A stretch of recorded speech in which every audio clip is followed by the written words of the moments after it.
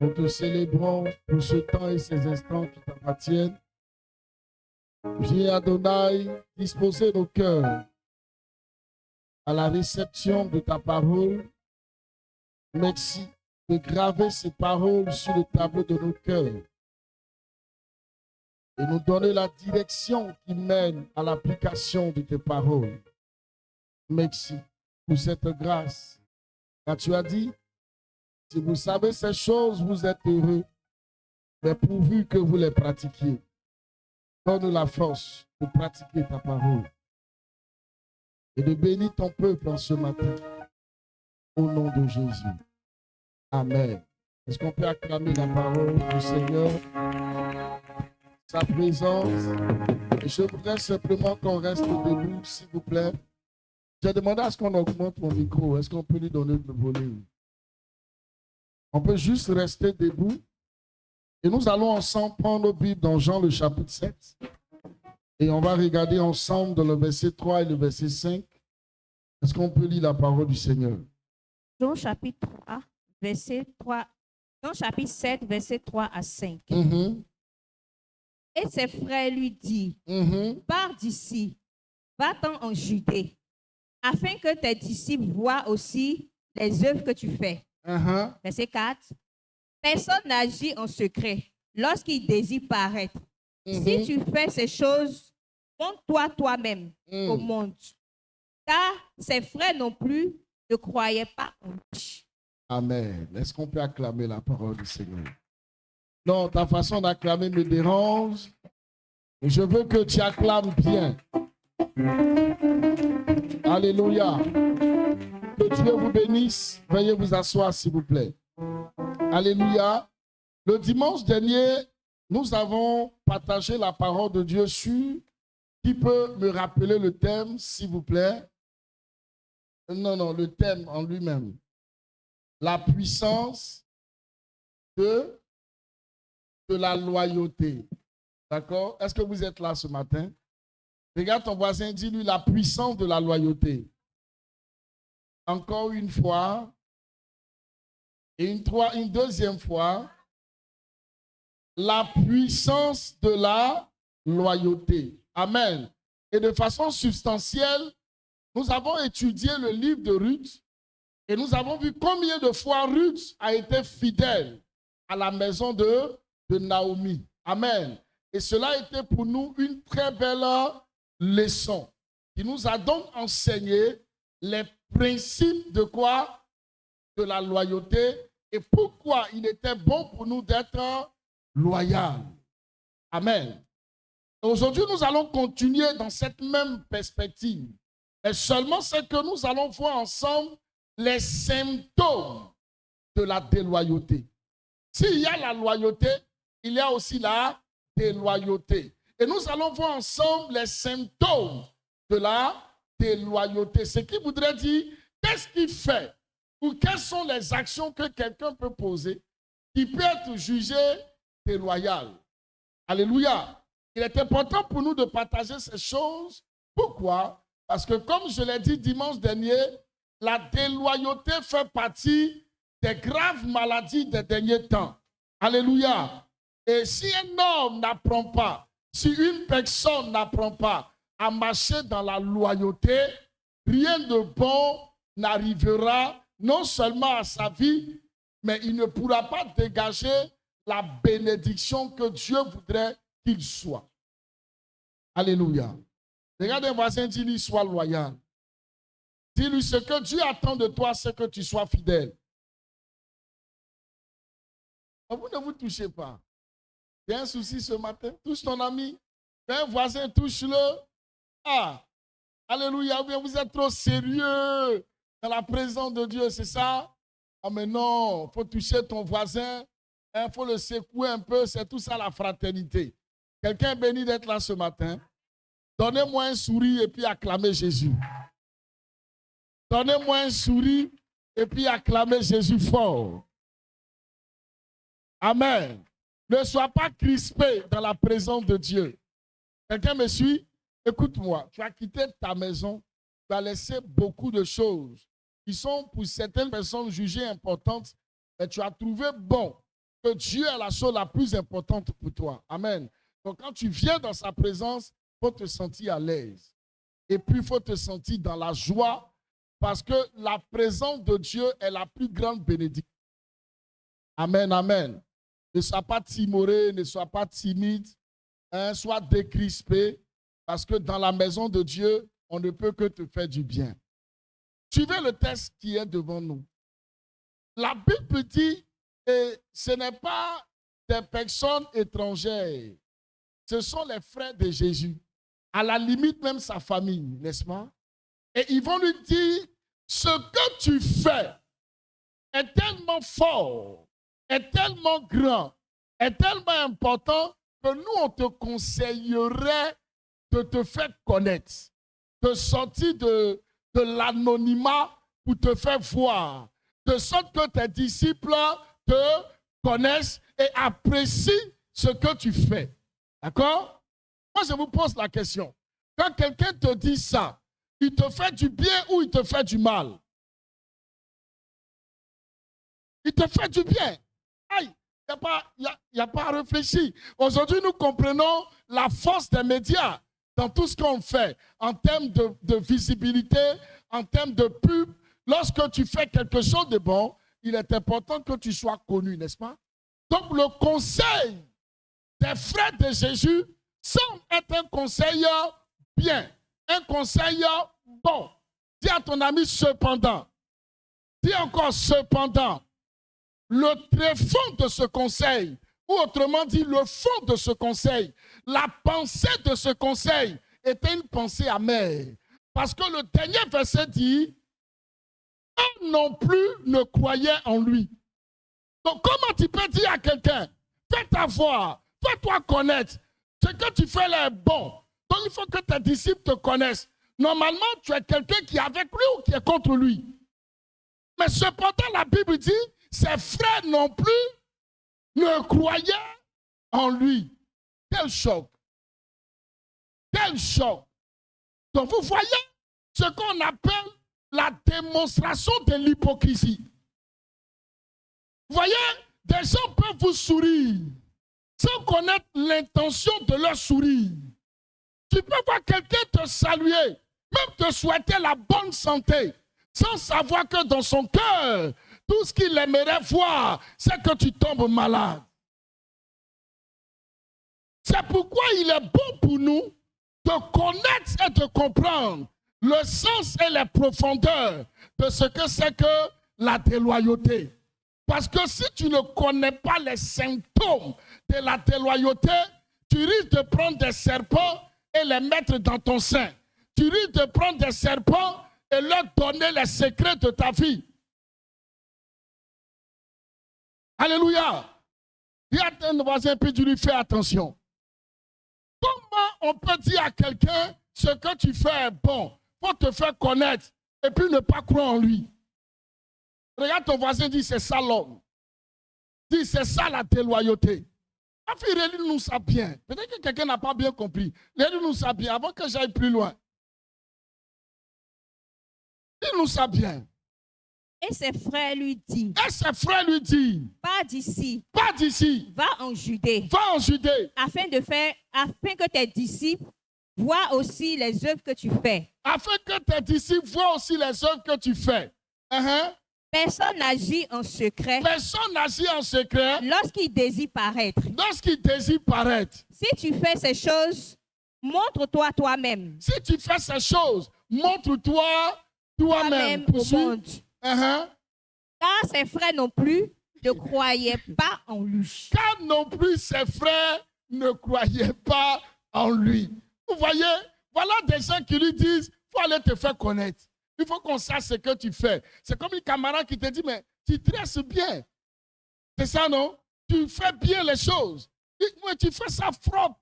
Donc ça, on ne doit pas te cacher. Il faut qu'on te fasse connaître. Mais derrière ces pensées, en fait, les gens cherchent à te nuire. Les gens cherchent à te détruire. Donc derrière certains conseils, faites attention. Le cœur de l'homme est trempé de méchanceté et d'hypocrisie. Alléluia. Les gens peuvent sembler être avec toi.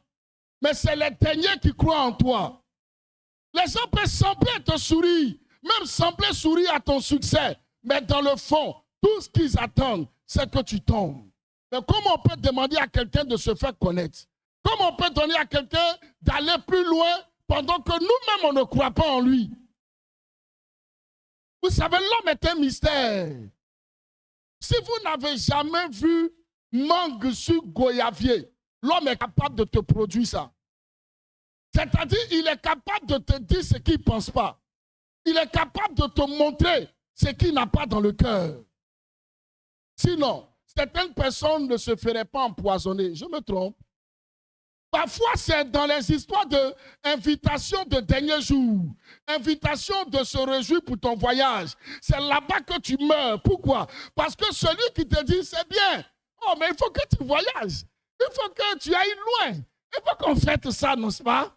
Non, on doit fêter ça. Ton voyage là, on va fêter. Et en fait, la fête là, c'est pour mettre fin à ta vision. Donc, en disant à Jésus d'aller se faire connaître, en fait, on ne veut même pas de lui. On ne veut même plus le voir ici. On veut qu'il aille loin et que les gens le tuent là-bas. Et qu'on n'entend plus parler de ses bruits. Mais comme il ne peut pas dire ça, il encourage. Il dit, ce que tu fais est bien. Ça, il faut que tout le monde connaisse ça. Donc, va et fais-toi connaître. Ça, ce n'est pas des choses qu'on cache. Que le Seigneur nous aide. Dis à ton ami que le Seigneur nous aide. La Bible dit, fais attention à ton cœur. Il n'y a pas une chose qui est plus tortueuse que le cœur. Le cœur de l'homme reste un mystère profond. C'est pourquoi il est important à un moment donné d'enseigner sur la déloyauté. Et je prie Dieu, même s'il advient des scandales dans la vie des uns ou des autres, que vous n'en soyez pas les auteurs. Ton amène les bizarres, hein? Même s'il adviendrait des scandales ou des destructions dans la vie des uns et des autres, que toi, tu n'en fasses pas partie. Alléluia. Sinon, écoutez-moi, l'infiltration de la sorcellerie dans l'église vise à faire quoi? Vise à donner l'apparence de quelqu'un qui est avec toi, mais qui, dans le fond, est en train de te tuer. Aucun sorcier ne peut venir dans une église et vous dire, je déteste cette communauté. Est-ce que vous allez lui faire confiance? Mais il va vous dire, non, il n'y a pas meilleure église qu'ici. Mais entre-temps, c'est lui qui est en train de détruire l'œuvre. Gloire à Jésus. Ok, donc voyons quelques symptômes de la déloyauté. Vous savez, la Bible dit parfois il est bon de chasser le moqueur afin qu'il y ait la paix dans la maison. Il y a certains enseignements, il faut les donner pour que certaines personnes ne se sentent pas bien dans certaines communautés. Je vais vous dire une chose, si une église ne perd pas les membres, ce n'est pas bon. Dis-moi, prophète, pourquoi? Ce n'est pas comme si on doit chasser les gens exprès. Hein? Mais il y a des gens souvent qui doivent quitter vos églises. Dis-moi encore, prophète, pourquoi? Parce que le message de Dieu, là, tout le monde ne peut pas se sentir à l'aise dedans. Quand l'évangile ne dérange pas quelqu'un, quand la parole de Dieu fait du bien à tout le monde, il faut faire attention aux prédicateurs. Parce que ce que tu prêches devait normalement scandaliser certaines personnes et puis bénir certaines personnes. Mais quand ton message bénit tout le monde, c'est qu'il y a un problème. Parce que la parole de Dieu ne fera jamais l'unanimité. Mais quand ton message commence à faire l'unanimité, c'est que dans ce message, il y a la séduction. Amen. Mais oui, nous voulons que les églises croissent, c'est vrai. Nous voulons que les gens se convertissent, c'est vrai. Mais nous savons aussi qu'il y a des gens qui ne vont jamais se convertir. Et ces personnes-là, ils n'ont pas leur place dans la maison de Dieu. Et donc, s'il y a des messages qui doivent trier les fils de Dieu, il faut les donner. Alléluia. Mais oui, il faut qu'il y ait des gens qui se lèvent un matin, ils disent, ici, on presse trop sur le péché, moi, je ne viens plus. Ici, on presse trop sur le sacrifice de soi, moi, je ne viens plus. Ici, on demande de se dépouiller. Comme moi, je ne veux pas me dépouiller, moi, je ne viens plus. Mais c'est vrai. Mais une église, tout le monde se sent à l'aise. Tu fais droit et puis tu viens plus. Non, il faut le laisser. Tu perces ton nombril, tu viens plus, laissez-le. Avec le temps, il va comprendre. Et puis pour finir, il a créé un réseau de piercing dans l'église. Parce qu'on le regarde, il devient un modèle patenté pour tout le monde. Quelqu'un suit ce que je dis? Il y a une soeur qui vient, qui ne se convertit pas et qui entraîne d'autres soeurs dans la luxure. Et puis on dit, laissez-la. Ça va aller. Un jour, le Seigneur va la convertir. Entre-temps, elle est en train de traîner d'autres groupes de filles dans autre chose. Non, ce n'est pas normal. Dans l'église, c'est la maison de Dieu, mais la maison aussi du tri. Et quand Jésus reviendra, croyez-moi, c'est ce qu'il va faire, il va trier. Ne croyez pas que nous tous qui sommes ici, là, nous crions Alléluia, Amen, on va tous aller au ciel. Tu seras surpris que ton mari va rester, tu vas partir. Tu seras surpris que ta femme va partir, tu vas rester. La parole de Dieu n'est pas une parole qui vient pour plaire à tout le monde. C'est pour ça que Jésus a dit, je suis venu mettre l'épée. Une parole de Dieu que tu reçois, qui n'est pas une épée pour toi, mon ami, c'est une affaire de fan club. Sinon, la véritable parole de Dieu, quand tu l'entends, parfois tu as mal au cœur parce qu'elle est en train de juger tes pensées. Allons-y avec le premier symptôme. Il y en a plusieurs, mais j'en ai recensé 10. J'en ai que recensé 10. Le premier symptôme de la déloyauté, c'est une personne qui vous quitte dès que vous avez des crises ou des problèmes. Dès que vous avez des problèmes nets, les gens là ne viennent plus. Alléluia. Il faut reconnaître que ceux-là, c'est des gens déloyaux. Ils n'ont jamais été avec toi. On va prendre un scandale, c'est vrai, c'est faux, les gens ne cherchent pas à connaître la vérité, ils s'en vont. Ou bien on va dire non, dans cette église-là, il y a eu un problème. Les gens, c'est au loin même, dès qu'il entend dire, c'est vrai, ok. Il est parti, il s'en va ailleurs. C'est-à-dire que ce gars-là n'a jamais été avec toi. Regardez Jésus, à un moment donné, il s'arrête et puis il dit à ses disciples, vous savez, les amis, pour aller loin avec moi, là, vous devez manger ma chair et puis faire quoi? Boire mon sang. Les gens disent, ah Seigneur, attends, c'est vrai, depuis on te suit, mais cette parole-là, il dit, oui, vous devez manger ma chair et puis boire mon sang. Mais pourquoi le Seigneur le fait? Parce qu'il veut un tri. Il veut voir à quel niveau de fidélité ou de loyauté se trouvent ses disciples. Tout le monde est parti, sauf combien? 12. Or, les disciples étaient au nombre de 70. Tous sont restés. Regardez la différence entre 12 et puis 70. Il n'y a pas match. On peut dire que pratiquement tout le monde est parti. Amen. Oui, parce que 70, c'est 7 multiplié par 10. Et là, ils sont restés que 12. Et il a dit, mais vous aussi, pourquoi vous ne partez pas avec eux? Et Pierre va dire, non, on ne bouge pas. Parce que toi, on a trouvé chez toi les paroles de la vie. Amen. Mais pourquoi le Seigneur prend plaisir de choquer les gens?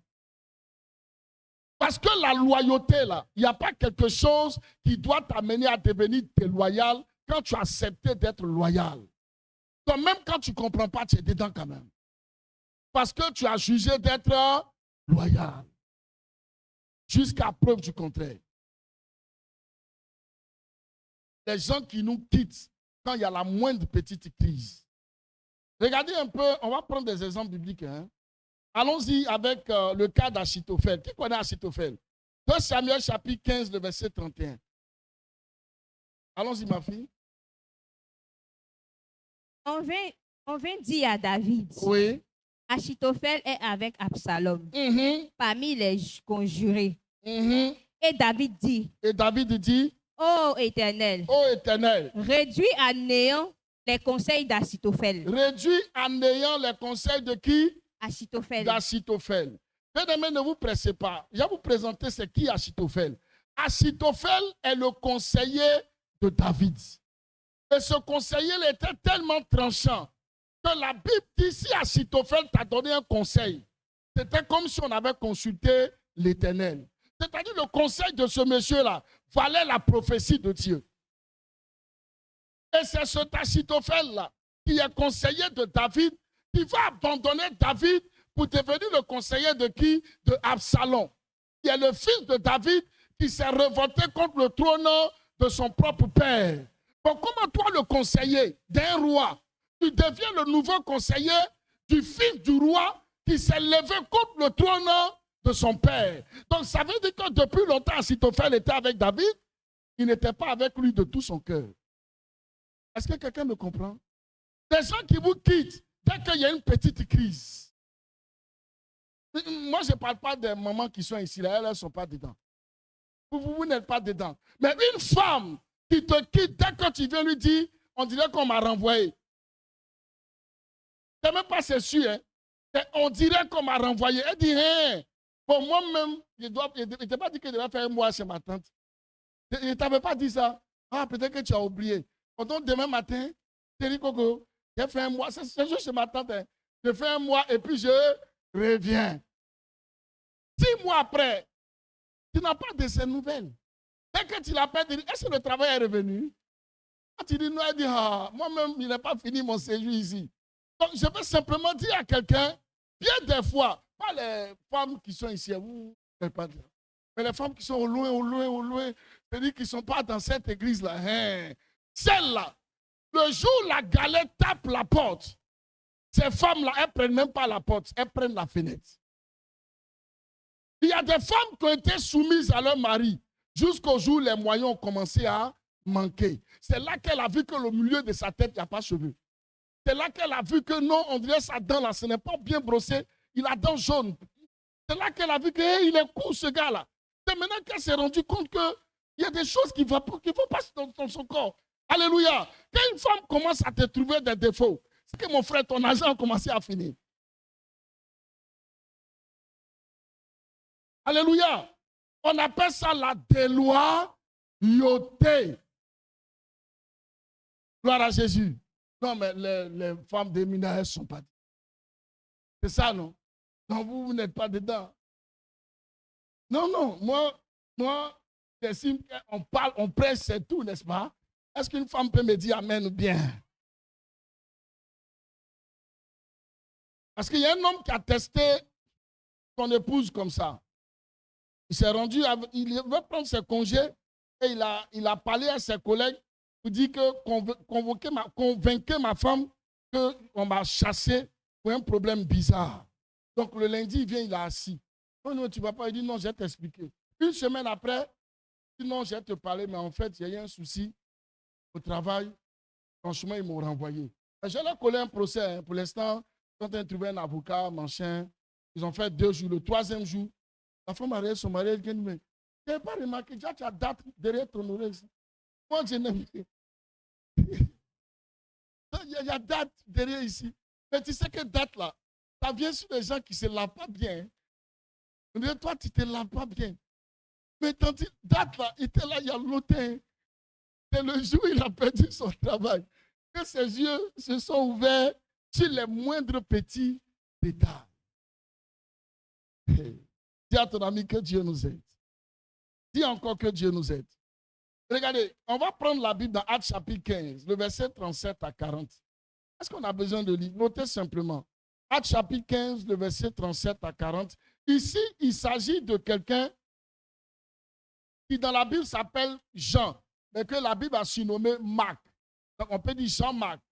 Et Jean-Marc était un appelé aussi qui devait donc accompagner Paul, Barnabas dans la vision, dans la mission de servir Dieu. Et il arrivait un moment où Marc les a laissés. C'est-à-dire qu'ils sont en train de faire l'œuvre de Dieu ensemble. Hein. Et arrivé un moment, Marc dit non, lui, le travail là, c'est compliqué. Lui, il ne va plus à eux, il arrête. Donc en temps de difficulté, Marc arrête de faire l'œuvre. On est d'accord? Et après, quand ils reviennent de la mission, ils doivent aller pour une autre mission. Et Barnabas va demander à ce que Marc vienne. Paul dit non. Moi, je ne veux pas le gars là. Parce que tu as vu, en temps de crise, il nous a abandonnés. Je ne veux plus de lui. Et la discussion était tellement houleuse que les 2 leaders étaient obligés de se séparer à cause de Marc. Les gens qui nous abandonnent quand les temps deviennent difficiles. Regardez le cas de Ruth que nous avons vu dimanche dernier. C'est tout le contraire. En des temps difficiles, Ruth est restée fidèle. Et j'aimerais vous dire une chose. Apprenez à honorer les hommes fidèles. Des femmes fidèles. Il n'y a pas plus grande malédiction qu'une femme ou un homme avec qui tu as souffert jusqu'à devenir grand et abandonner la personne parce que les temps sont devenus difficiles ou les temps sont devenus plus glorieux. Alléluia. Ne faites pas comme Quadio. Non, ce n'est pas le Quadio d'ici, hein, c'est un autre Quadio. D'accord? Quand l'argent a commencé à être beaucoup, c'est là qu'il sent que l'odeur de bois, là, on dirait que ça pue le corps de sa femme. Ça sent plus bon. Et si elle sent plus bon, il faut lui acheter un parfum. Ou bien, il faut faire en sorte qu'elle arrête de préparer Yomi avec bois. Achète-lui gaz et tout ça. Il a fini par laisser la sœur parce qu'il a eu l'argent maintenant. Alléluia. Ça, c'est la déloyauté. Ruth est restée loyale. C'était dur, mais elle est restée loyale. Donc, apprenez à détecter des gens qui sont restés avec vous quand tout était dur. Et quand tout va bien, ne les abandonnez pas. Parce que c'est ces personnes-là qu'il faut honorer. Ne vous laissez pas gagner par les émotions des gens qui viennent quand tout va bien. Quand tout va bien, les gens vont vous chanter toutes sortes de musique. Et parce qu'en fait, tout va bien. Alléluia. Dis à ton ami parce que tout va bien.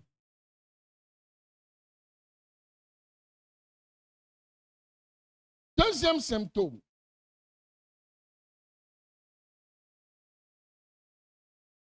Les personnes déloyales, c'est les personnes qui ont des problèmes de finances. Ils ont des faiblesses financières. C'est-à-dire, eux, et puis l'argent, là, il y a un problème. Il ne peut pas voir ton argent sans qu'il ne vole ça. Je veux déjà saluer tous les enfants qui ont volé leurs parents. Que Dieu vous bénisse. Et puis vous aussi, vous dites Amen. Alléluia. C'est dangereux pour un enfant de voler ses parents. Dis à ton ami, c'est dangereux. C'est dangereux parce que même si on peut dire que c'est les caprices d'adolescence, mais c'est dangereux. Parce qu'en volant ton parent, ton papa ou ta mère, tu es en train de leur faire du mal ou tu leur fais du bien. Donc si toi-même tu sais que tu leur fais du mal, pourquoi tu insistes dessus? Et des fois, il y a des enfants qui sont frappés du deuxième niveau de nuisance. Dis avec moi le deuxième niveau de nuisance. Le premier niveau là, c'est que l'enfant, quand il voit 100 000, il prend 10 000 dedans, puis il prend 20 000 dedans. Il sent que c'est vol de ton enfant. C'est vrai, il vole et il a pitié de ses parents. Mais le deuxième niveau, dit c'est le plus fort. Lui, il prend tous les 100 000 là. Est-ce que quelqu'un me comprend? Il prend tous les 100 000 et puis il fout ça. Et s'il y avait même 1 million, il prend tout. Et puis il est serein. Mais cet enfant n'est pas loin de la sorcellerie. Parce qu'il n'a aucune compassion. Alléluia. Nous tous, ce démon-là nous a un peu fatigués quand on était enfant. Mais on ne vidait pas la caisse quand même. Parce que c'est la famille. Maintenant, toi qui vides la caisse là, c'est quoi ton problème? Alléluia. Et ma maman vendait jus. Les histoires qu'on prend bois et puis on met, on fait yaourt grotto. Vous connaissez, non? Yaourt grotto, les sirops. Il y avait plein de choses comme ça avant. Quand la vie, elle avait plusieurs boîtes. Donc, quand l'esprit là me visitait un peu, comme j'étais petit, je mettais 2 tabourets. Et puis, je mets ma main. Et que le Seigneur nous aide. Quand je mets que je sors 10 francs, je jette ça vite, vite, parce que ce n'est pas bon pour moi. Je fais juste qu'il y ait 100 francs, je mets dedans. 100 francs, et puis je m'arrête. Mais il y a des enfants version 2026 là. Et là, c'est même pas ça. Ils vont prendre toutes les 4 boîtes qui sont en haut là. Ils vont verser ça dans le sachet. Ils vont mettre les boîtes là vite, vite. Et puis ils s'en vont avec. Dis à ton ami, c'est dangereux. C'est-à-dire un enfant comme ça qui te vole comme ça, ce n'est pas caprice. Lui là, il veut te tuer.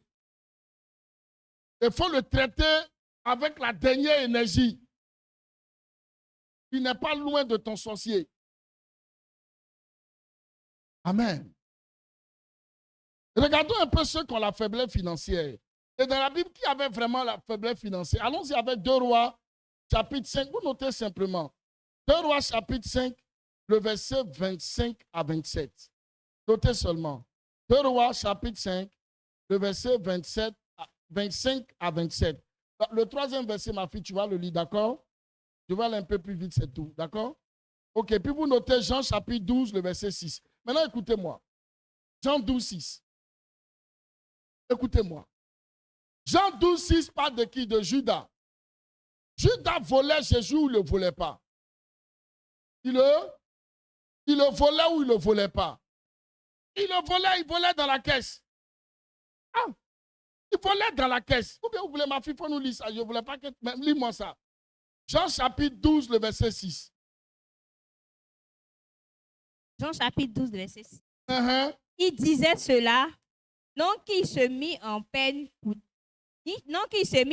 des pauvres, mais parce qu'il était voleur. Et que, tenant la bourse, il prenait ce qu'on y mettait. Alléluia. Tenant la bourse, il faisait quoi? Il prenait ce qu'on y mettait. Donc, est-ce que ça va vous étonner que Judas ait fini par trahir Jésus? Mais voilà, quelqu'un qui vole ton argent n'aura pas de problème pour te livrer. C'est pour ça que je vous ai dit d'entrer, un enfant qui vole tout l'argent de ses parents, il est dangereux. Parce qu'il n'a aucune compassion. Si celui-là, on lui a donné ses mains de sorcellerie, c'est clair qu'il va donner son père, il va donner sa mère, il va donner ses frères. Que Dieu nous aide. Et le livre de 2 Rois 5 que nous avons lu, là, le verset 25 à 27, là, c'est le cas du fils spirituel d'un prophète qui s'appelle Élisée. Et ce fils spirituel voleur, là, c'était Géasi. Amen. Dis avec moi Géasi. Dis c'est encore fort, Géasi. Et tout le monde n'a pas dit, mais pourquoi? Dites Géasi. Géasi avait un problème. C'est que lui, il suivait son papa là. Ce n'est pas pour servir Dieu. Hein. Lui, il cherchait l'argent dans l'affaire. Et il y a quelqu'un qui est venu, un général, qui avait beaucoup d'argent. Donc, dans la tête de Géasi, il dit c'est gâté. C'est gâté. Aujourd'hui, là, c'est gâté.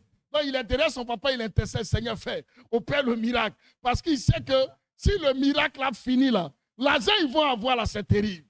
Vous savez, des fois, il y a des bénédictions qui ne suivent pas certains ministères parce que l'intention est mauvaise. Alléluia.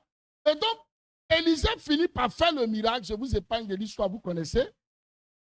Naaman veut faire quoi? Le don. Élisée lui dit non, c'est bon. Je ne vais pas prendre ton argent. Il faut partir avec. Le cœur de Géasi est gâté.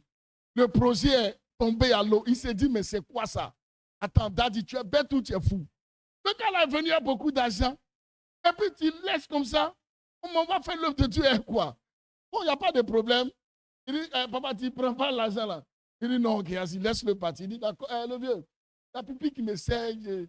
Et puis quand il a fini de pisser là, je dois continuer quoi. Il y a ma tante, je dois lui rendre visite. Et Géasi va poursuivre le chat du général. Il lui dire, il y a mon patron, mon boss là, l'homme du miracle. Et lui, il n'a pas fait, c'est lui qui connaît l'argent de ça. Mon boss là, il a reçu des étrangers. Donc, il a besoin d'habits de rechange avec un peu d'argent, quoi. Vraiment recevoir les étrangers. Comme Naaman a vu que c'est qu'on a demandé les petits, lui-même l'a ajouté dessus encore pour lui donner. Quand il est rentré, le prophète va lui dire, Géasi, tu viens d'où? Il dit, moi, pas loin nulle part pratiquement, ça est là. Il dit, mais est-ce que tu sais que quand tu allais prendre l'argent là, mon esprit t'a pas quitté? Il dit, ah bon, papa, donc tu as vu dedans? Il dit, oui, j'ai vu dedans mon petit. La lèvre qui était sur Naaman, et puis il est venu, on l'a enlevé là. Et ça, tu vas recevoir. Et malheureusement, il y a beaucoup de fils spirituels qui prennent la lèvre. N'ayez pas de problème d'argent. Tous ceux qui aiment l'argent et qui courent derrière l'argent ne vont jamais être riches. Attends, je n'ai pas encore bien dit, je vais vous répéter ça. Tous ceux qui courent derrière l'argent, qui aiment l'argent, ne vont jamais devenir riches. Vous êtes choqués? Laissez-moi vous dire une chose. Ce que Dieu sait, c'est qu'on a tous besoin d'argent. Mais c'est l'amour de l'argent que Dieu ne veut pas. Car l'amour de l'argent, là, c'est à la base de tous les maux. Celui qui aime l'argent est capable de vendre même son âme. Celui qui aime l'argent est capable d'être le traître le plus atypique de l'histoire de sa génération, comme Judas. Comme il aimait l'argent, qu'est-ce qu'il a fait? Il a livré Jésus pour combien de pièces d'or? Hein? Pour 30 pièces d'argent. Comment tu peux livrer le Messie? Mais il n'avait pas le choix. Parce que l'amour de l'argent l'avait déjà gagné. Si vous aimez trop l'argent, vous allez détruire vos destinées. Il n'y a pas longtemps, on a parlé de porti-porta. C'est ça, non? Où il y a des filles qui ont accepté qu'on défectuelle pour l'argent. Oui, c'est vrai, on crie, ah! Mais il y a des gens qui disent ça, mais parfois qui se cachent. Vous dites, vous donnez combien? Alléluia. Mais oui, je ne sais pas. Hein. Depuis que je suis devenu pasteur, je vous assure, je ne fais pas confiance à quelqu'un. Il y a des gens, même ce que vous êtes en train de dire, là, il va dire, les gens font ça. Mais non. Attendez, lui-même, là, il est le patron de ça. Lui qui est en train d'accuser, là, il est le père de ça. C'est depuis que je suis devenu pasteur que je fais attention aux gens. Les gens qui aiment stigmatiser, qui aiment critiquer, qui aiment taper dur, vous allez fouiller ce qu'il est en train de condamner là. C'est le général de ça. Je vous assure. Mon expérience de pasteur là m'a montré ça. Pas tous, mais en tout cas pour la plupart. Tu crois des jeunes filles disent, ils font ça? Parce qu'ils font vraiment ça? Ah, Milou, c'est dommage. Rentrer dans le club, c'est son nom qui est en haut. Amen. Elle est en haut comme ça. Que le Seigneur nous aide. Regardez voisin, tous le disent, il ne faut pas avoir l'amour de l'argent. Tous encore disent, il ne faut pas avoir l'amour de l'argent. Quand une femme a l'amour de l'argent, son foyer ne va pas arriver loin.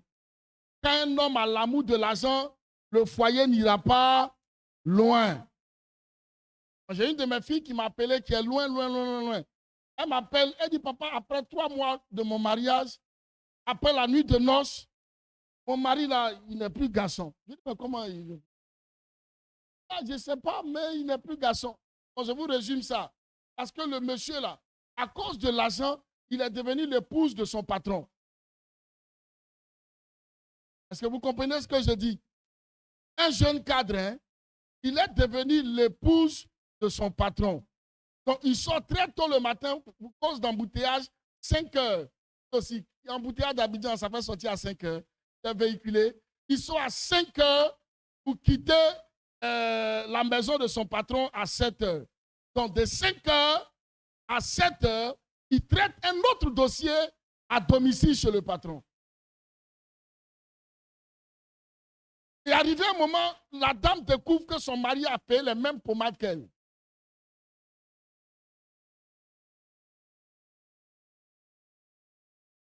Que Dieu nous aide.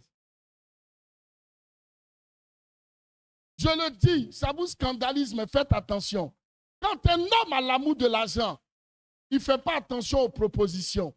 Et plus le temps passe, le diable gagne nos mœurs. Hier, c'était les femmes. Aujourd'hui, c'est les hommes et les femmes. Hier, on disait, si la fille elle est trop jolie, il ne faut pas, ils vont lui faire des propositions au bureau. Un garçon aussi. On lui fait aussi proposition au bureau. C'est vrai, les amis, ne me regardez pas comme vous êtes des extraterrestres. Ou bien comme je dis quelque chose, que moi, j'en ai les réalités.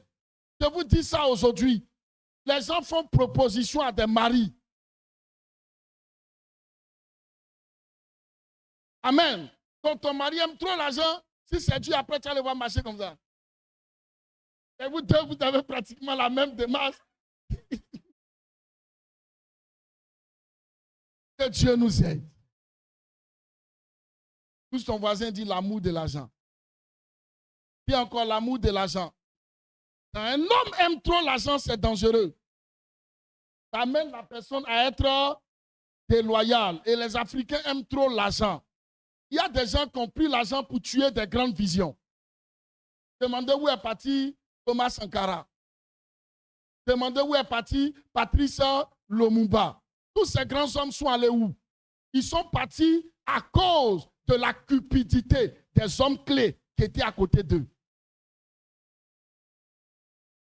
Et tant que les Africains vont avoir cette vision de la vie rapide, chap, sans payer le prix, on va avoir du mal à décoller.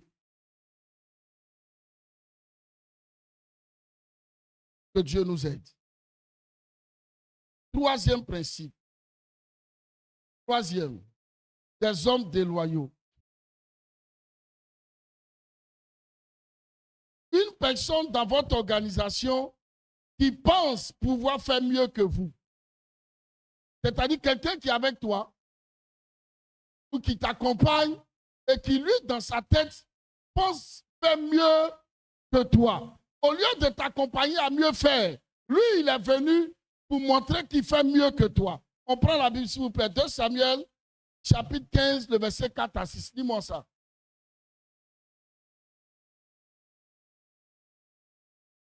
2 Samuel, chapitre 15, verset 4 à 6. Mm-hmm. Absalom disait, qui m'établirait juge dans le pays? Tout homme qui aurait une contestation et un procès viendrait à moi et je lui ferai justice. C'est 5. Et quand quelqu'un s'approchait pour se prosterner devant lui, il lui tenait la main, le saisit et l'embrassait. Verset 6. Absalom agissait ainsi à l'égard de tous ceux d'Israël qui se rendaient vers le roi pour demander justice. Amen. Et Absalom gagnait les cœurs des gens d'Israël. Alléluia. Alléluia. Regardez un peu. Voilà un fils de David. Il s'appelle Absalom. Et Absalom avait dans son cœur de faire quoi? De renverser le trône de son père. Mais il ne peut pas aller directement. Qu'est-ce qu'il va faire? Quand ton ami il va mettre un corridor. Dites avec moi, il va mettre un corridor. Entre le palais et l'entrée du palais, il met un corridor. Et puis il est là. Quand les gens viennent pour voir le roi, parce qu'en Israël, le roi était en même temps le juge du pays. D'accord? Donc quand les gens vont voir le roi, c'est un peu comme les chefs du village là. C'est le chef du village qu'on fait quoi? On fait les jugements, c'est ça, non? Donc lui, en tant que le fils du roi, il est à l'entrée du palais. Donc quand les gens s'en vont chez le roi, il leur demande, mais vous partez pourquoi? On dit non, vraiment, prince, il y a un problème. Il dit non, ne fatiguez pas mon papa, il est fatigué. Venez me voir. C'est quoi le problème? Et vous savez, quand vous êtes chef, il y a une certaine déférence qu'on vous accorde. Quand les gens viennent, ils s'inclinent un peu. Il dit non, non, non, moi, je n'ai pas besoin de ça. Lève-toi, lève-toi, lève-toi. Est-ce que quelqu'un comprend? Oh, c'est le roi, tu t'inclines. Mais chez Absalom, on ne s'incline pas. Et puis chez Absalom, ça va chap, chap. Donc, il a commencé à mettre son corridor et à devenir comme une solution pour qui? Le peuple. Et la Bible dit, en agissant ainsi, qu'est-ce qu'il a fait? Il a détourné le cœur du peuple vers qui? Vers lui. Et c'est ce qui a fait que le jour où Absalom s'est levé contre le trône de son papa, il y a eu une bonne partie des gens qui sont allés vers qui? Vers Absalom. Parce qu'Absalom a pris le temps de préparer quoi? Son coup. Je vous dis une chose. S'il y a quelque chose avec laquelle vous ne devez pas vous amuser, si vous êtes chef d'entreprise, si vous êtes à la tête d'une organisation, si vous êtes responsable de quelque chose, il y a des choses avec lesquelles vous ne devez pas jouer. Les petites messes basses dans votre organisation. Des gens qui deviennent des professionnels sans vous dire ce qu'ils font. Des gens qui font des choses dans votre dos. C'est dangereux. Et ça, c'est à tous les niveaux. Hein. Est-ce que quelqu'un me comprend? Par exemple, tu diriges un groupe musical, il y a une jeune soeur qui arrive, on commence à l'apprécier. Ah, mais tu chantes bien, tu chantes bien. Elle ne va pas venir dire à la responsable, mon talent là, je veux qu'ensemble, on puisse aider le groupe. Elle dit aux autres, non, je vais te montrer. Oh, tu devais normalement venir voir la responsable pour dire, je peux apporter. On organise des temps de formation ensemble, on va voir comment relever le niveau. Mais toi, tu fais des cours extra, formation à côté. Et donc, la responsable, maintenant, quand elle parle, il y a un groupe qui met sa tête comme ça. Parce qu'il y a quelqu'un d'autre qui les forme. Est-ce que quelqu'un me comprend? Est-ce que quelqu'un me comprend? Et ça, c'est dangereux. Si vous voyez ça, ne laissez pas tomber sous prétexte que vous êtes simple. Parce que ça, là, c'est une œuvre du diable. Et dans le temps, pour les gens qui sont faibles, ça crée quoi? La rébellion. Je n'ai pas dit c'est ce qui se passe au groupe musical, c'est un exemple. Maintenant, si vous le faites aussi, guérissez de ça. Est-ce que quelqu'un me suit? Ne jouez pas. Je vais vous poser une question. Le premier plus grand rebelle qui a existé, c'est qui? C'est le diable. Satan. Et la Bible l'appelle l'accusateur de nos frères. C'est lui, Satan, qui trouve que Dieu n'est pas démocrate. Vous voyez, lui, il veut mieux faire que Dieu. C'est le règne de Dieu. Il a trouvé des problèmes dedans. La façon de faire, ce n'est pas trop bon. Donc lui, il va les aider à mieux faire. Mais si tu veux mieux faire, va trouver Dieu et puis vous allez parler de ça. Mais lui, il va voir les anges et puis il commence à leur parler. Mais je vous dis que jusqu'à aujourd'hui, moi je suis en prière, je demande au Seigneur, qu'est-ce que Satan a pu dire aux anges là? Et puis ils l'ont suivi. Parce que Dieu est l'incarnation de quoi? De la sainteté. La Bible dit qu'il n'y a aucune quoi? Aucune injustice en lui. Mais Satan a réussi à convaincre combien d'anges? Un tiers d'anges le suivent. Dieu n'aime pas la rébellion. Dis à ton ami, Dieu n'aime pas la rébellion. C'est pour ça les mamans, quand vous êtes dans les foyers, quand vos maris prennent des décisions ouvertes, décision ouverte, ça veut dire quoi? Une décision devant tout le monde. Ne vous opposez pas à ça. Même si vous n'êtes pas d'accord, si vous voulez, ne dites rien. Mais ne vous opposez pas à ça. Parce que quand vous vous opposez à une décision ouverte devant tout le monde, ça devient quoi? Ça devient de la rébellion parce que ça fait deux capitaines dans un seul bateau. Si vous voulez dire quelque chose, attendez que vous deux vous serez comment? À deux. Et dis-lui, chérie, j'ai rien contre ta décision, mais je ne sais pas si tu as bien nourri ça, parce que voilà les faiblesses de ce que tu viens de prendre comme décision. Je n'ai rien dit parce que c'est toi le chef. Une femme comme ça sera respectée et adulée par son homme. Et ça va l'amener lui aussi à se raviser après. Mais ce n'est pas devant tout le monde là. Devant soit les enfants ou peut-être les gens. Et il dit, oh, il n'est pas intelligent. Il ne faut pas dire ça. Hein? Devant tout le monde. Et puis c'est là, tu es devant tout le monde, tu dis, hey, excusez mon mari, vous savez, souvent ça lui arrive. Il n'a pas bien réfléchi, quoi. Voilà, donc on va revenir après. Quand j'ai fini de lui donner des instructions, on reviendra et puis on va vous aider. Même quand vous partez parler quelque part, et qu'on présente monsieur et madame devant tout le monde, madame, si vous avez quelque chose à dire, commencez à parler. Vous dites à votre mari que vous voulez parler. Parce que si le mari a fini de parler, la femme ne dit plus rien.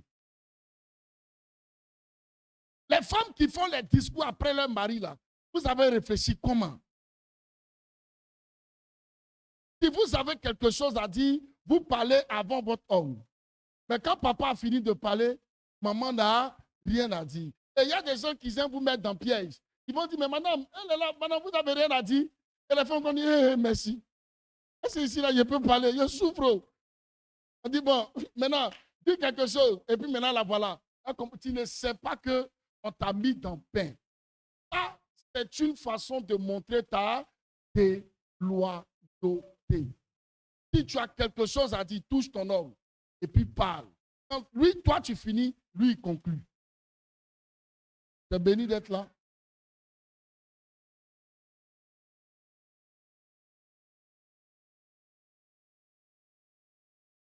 Alléluia. Donc, dans la déloyauté, il y a ça. Le fait de montrer qu'on peut mieux faire que le leader, c'est dangereux. Et pour nous autres qui sommes très tranchants sur les histoires de leadership, je ne peux pas accepter que quelqu'un soit dans l'église et quand moi je prêche, lui il prêche en bas. Si tu sais prêcher, on va te mettre ici et puis on va t'écouter. Tu vas nous dire ce que tu sais de messe basse là. Tu vas nous afficher ça. Et le plus souvent, ces gens-là ne valent rien, mais ils sont les premiers à critiquer des choses qu'ils ne comprennent pas. Si tu ne comprends pas, viens me voir. Que de polluer quelqu'un que je suis en train d'instruire.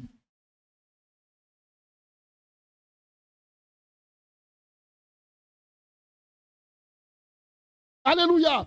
Et pour ça, en tant que leader, je ne peux pas jouer avec ça. Et ne demandez pas que je sois tolérant.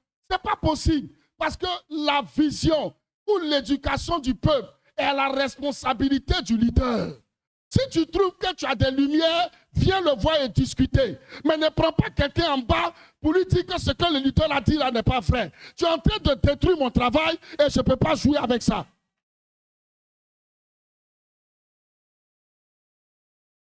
Quelqu'un me comprend? Il y a des choses on ne peut pas jouer. Comme les gens n'ont pas la connaissance, ils trouvent que c'est parce que les gens sont bizarres. Mais tu es en train de détruire le travail de quelqu'un. Imagine-toi qu'on renverse les rôles et que quelqu'un fait ça dans ton organisation. Tu vas voir si tu auras l'autorité ou tu auras le leadership en main. Parce que quand quelqu'un le fait, il va créer une autre force dans ta force. C'est pour ça qu'il ne faut pas jouer avec. Je vous dis une chose. Dans cette affaire de Dieu-là, il y a des choses qui appartiennent à Dieu, qui sont dans la Bible, et puis il y a des choses qui appartiennent au visage de chaque église. Est-ce que vous savez que chaque communauté a un visage en fonction du leader? Et souvent, ces choses n'ont rien à voir avec la parole de Dieu. Et Dieu ne peut pas condamner ça parce que ce n'est pas condamnable. Chaque leader peut donner une certaine façon de faire à sa vision et à sa communauté.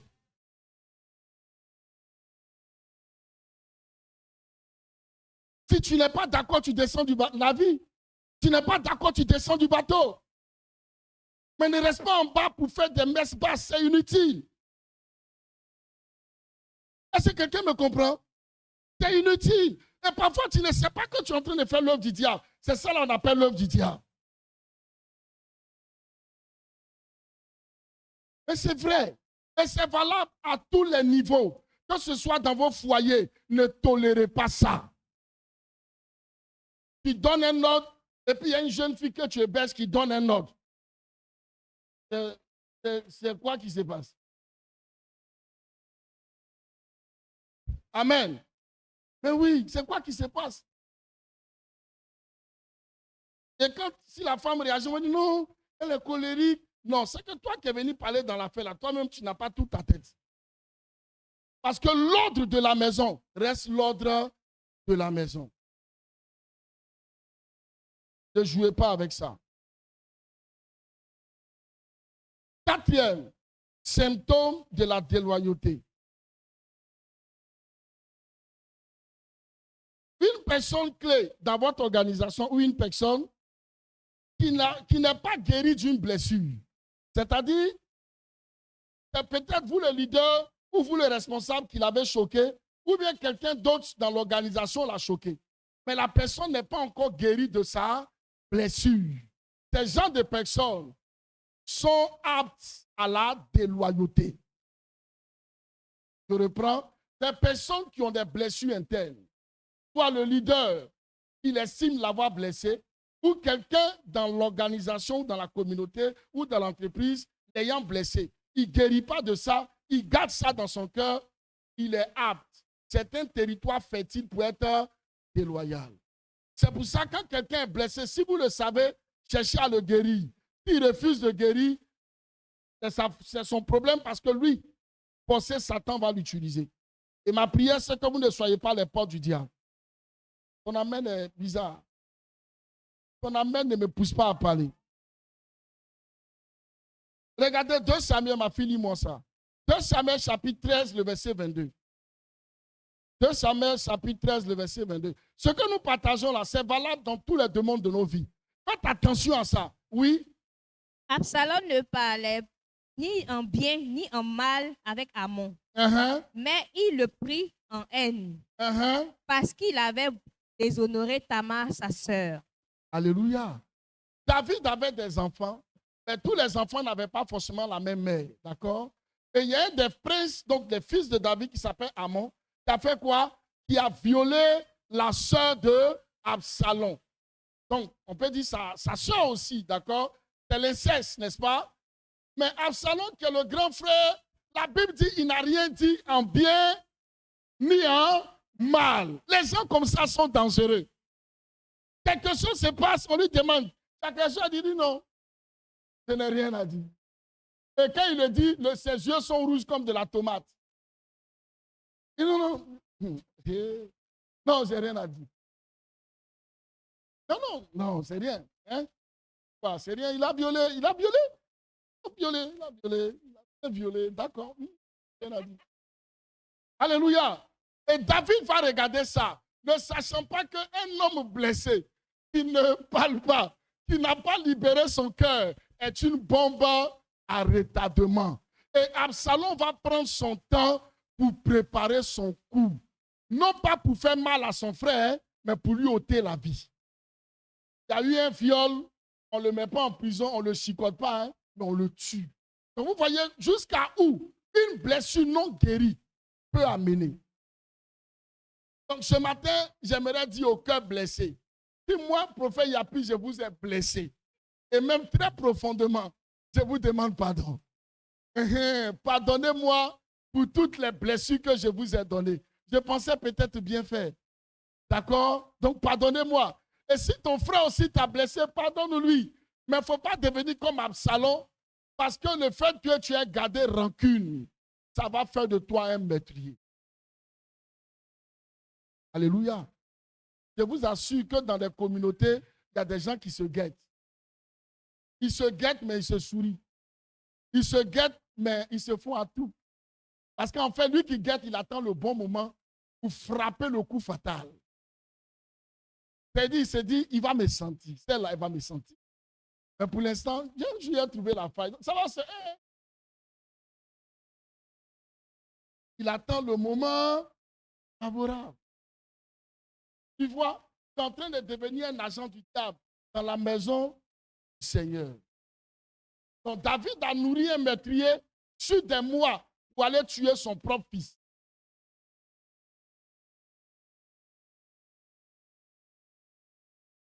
Les hommes blessés.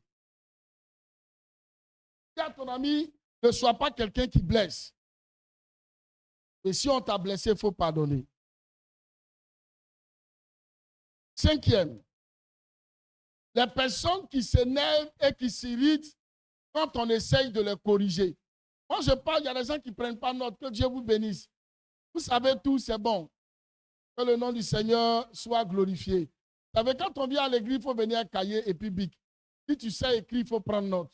Ça aussi, c'est une forme de loyauté. Parce que quand ton papa prêche, il faut prendre note.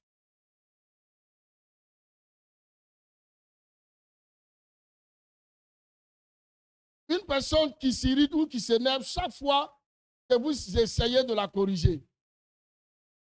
Matthieu chapitre 16, le verset 23 à 24. Vous notez simplement, pas besoin de lire, on va avancer. Matthieu 16, 23 à 24. Ici, c'est Pierre. Pierre à qui Jésus a confié l'église. Jésus partage donc l'ambition de faire quoi? De mourir à la croix. Vous savez ce que Pierre va lui dire? Que cela ne va pas arriver. Jésus va regarder Pierre et il va lui dire, arrière de moi, Satan. Alléluia. Tes pensées ne viennent pas de Dieu. Est-ce que dans la suite du texte, vous avez vu Pierre se fâcher à Jésus? Lui dit, mais patron, mais pourquoi tu peux me parler quoi? Tu n'as même pas dit arrière de moi, pensée de Pierre, hein?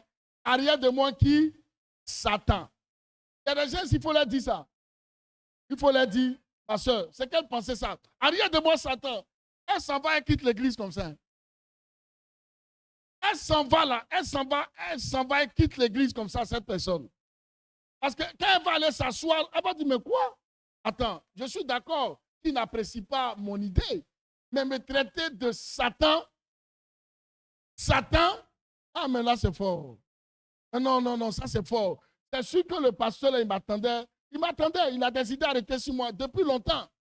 Vous savez, quand quelqu'un est loyal de base, il ne voit pas en mal la correction de son supérieur. Il ne voit pas en mal la correction de son père. Parce que lui-même, à la base, il est loyal. Pierre ne s'est jamais plaint. On t'a déjà traité de Satan. On a traité Pierre de Satan. Parce qu'effectivement, quand vous n'êtes pas haut spirituellement et que vous êtes à côté d'un leader, il peut arriver que Satan passe par vos pensées pour s'aimer le désordre dans l'organisation. Seulement, c'est que Jésus n'a pas regardé la pensée, il allait à la source. Et il a su que la pensée la venait du diable. C'est pourquoi il a dit, arrière de moi, Satan. Il y a des gens, il faut leur dire ça. Quand ils vont quitter là, ils vont dire d'accord. Il n'y a pas de Satan. Amen. Mais c'est vrai. N'ayez pas dans vos cœurs ces semences-là. Les gens qui sont comme ça, là, grandissent jamais. Les gens qui sont comme ça ne sont jamais profondément bénis. Pourquoi? Parce que chaque fois qu'ils vont avoir un petit problème, ils vont eux seuls s'asseoir, ils vont développer, ils vont approfondir, ils vont encadrer, ils vont enrichir, ils vont apporter des arguments. En tel enseigne qu'un petit mot va devenir 5 livres, tome 1 à tome 5. Parce que je vous assure que ce qu'on a dit à Pierre, là, si Pierre avait dans son cœur des ressentis contre Jésus, il allait développer, ça allait devenir profond. Je dis vrai ou faux? Il y a des responsables que tu ne peux pas reprendre. Il y a d'autres, dès que tu les as repris, ils vont faire 2 semaines, ils ne viennent pas. Pour que tu sentes que ce que tu lui as dit là, ça ne lui a pas plu du tout. Ça n'a pas plu. Il ne faut plus lui dire ça encore. Et pas dans de telles conditions. Bon. Un tel collaborateur, où on peut aller avec toi? C'est de la déloyauté. 6e, quelqu'un qui se justifie au lieu de reconnaître tout simplement son tort. On prend la Bible, s'il vous plaît. 1 Samuel 15, le verset 18 à 21. Pas besoin de lire, on va lire le prochain point. Laisse ça. Quelqu'un qui se justifie au lieu de reconnaître tout simplement son tort. 1 Samuel 15, 18 à 21. J'explique. Vous savez, Dieu a donné l'ordre à Saül de vouer le peuple amalécite à quoi? Vous savez, ils connaissent la Bible un peu. Vouer à l'interdit. Vouer à l'interdit veut dire quoi? Il doit tuer tout le monde. Est-ce que c'est ce que Saül a fait? Non. Et le prophète Samuel vient dire à Saül, il lui dit, mon ami, tu n'as pas fait ce que Dieu a fait. Et Saül va dire, non, moi j'ai obéi. J'ai fait strictement ce que Dieu m'a dit. Ah, mon frère, tu n'as pas fait quelque chose qu'on t'a dit. On vient te reprendre. Au lieu de reconnaître, tu veux discuter avec l'homme de Dieu. Pourtant, il sait très bien que tu n'as pas respecté l'ordre de Dieu. C'est ce qui s'est passé pour Saül. De telles personnes sont déloyales. S'il arrive un jour où tu dois reconfigurer les choses ou refaire ton organisation, ces personnes-là, il faut les sortir de ton rang sans discuter. En fait, c'est parce que tu veux préserver la vision de l'organisation. Quelqu'un me suit? Il faut les sortir sans discuter. Sors-les. Tu as mal fait, on te dit tu as mal fait, tu dis effectivement. Je m'excuse. Prochainement, je pense que je vais en tenir compte. Mais non, non. Lui, il va vouloir se justifier. Il va vouloir s'excuser.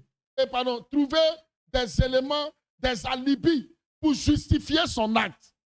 Pendant que tu as mal fait. C'est des personnes déloyales et ces personnes, il faut faire attention à elles. On est au quel point? 6e. Donc, allons-y au 7e. Une personne qui vous désobéit quand elle est sous pression. Ça, j'ai vu ça. Une personne qui vous désobéit quand elle est sous pression. On peut lire ça au moins, ma fille. 1 Samuel 13, le verset 11 à 13. Une personne qui vous désobéit quand elle est sous pression. 1 Samuel 13, le verset 11 à 13. Allons-y. Saül dit, qu'as-tu fait? Samuel ou bien Saül? Samuel dit, qu'as-tu fait? Saül répondit, lorsque j'ai vu que le peuple se dispersait loin de moi, que tu n'arrivais pas au thème fixé et que les Philistins étaient assemblés à Michma, je me suis dit, les Philistins vont descendre contre moi. à Gilgal. Oui. Et je n'ai pas imploré l'Éternel, car c'est alors que je me suis fait violence et que j'ai offert l'Holocauste. Oui. Verset 13. Samuel dit à Saül, tu as agi en insensé. Tu n'as pas observé les commandements que l'Éternel, ton Dieu, t'avait donnés. L'Éternel aurait affermi pour toujours ton règne sur Israël. Est-ce que quelqu'un a compris ce qui a été dit? Alléluia. Voilà un roi, Saül, qui devait assister à l'offrande.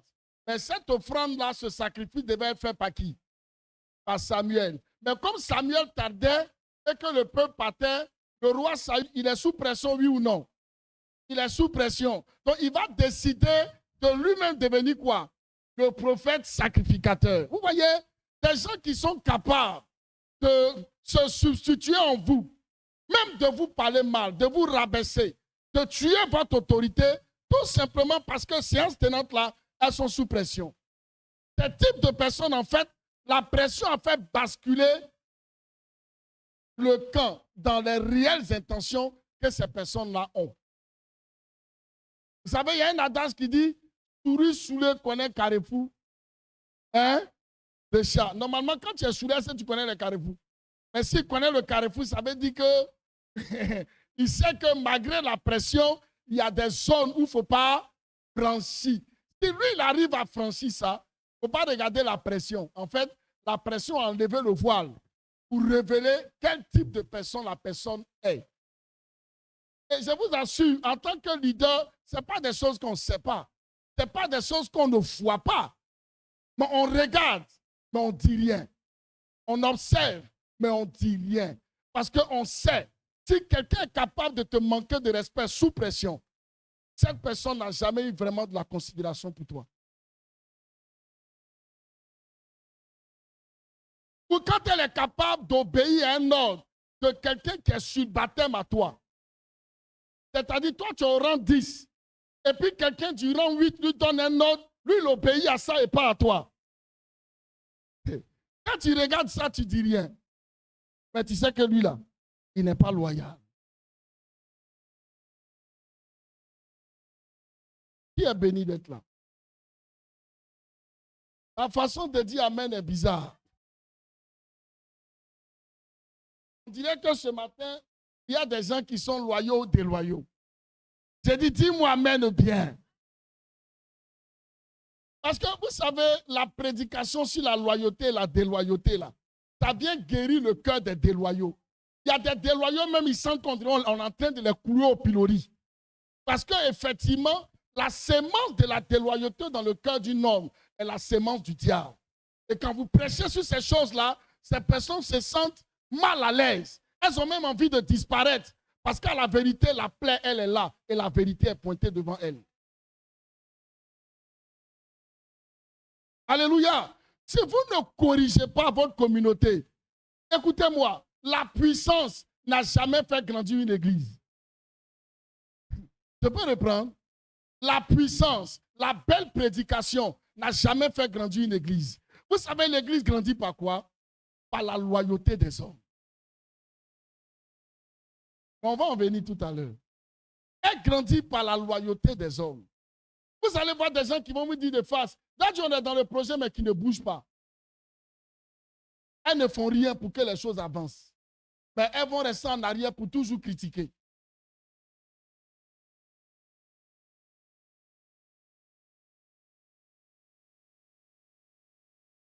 Septième. Huitième. Comment huitième? Huitième. Ah ouais? OK. Une personne qui ne donne pas sa dîme et ses offrandes.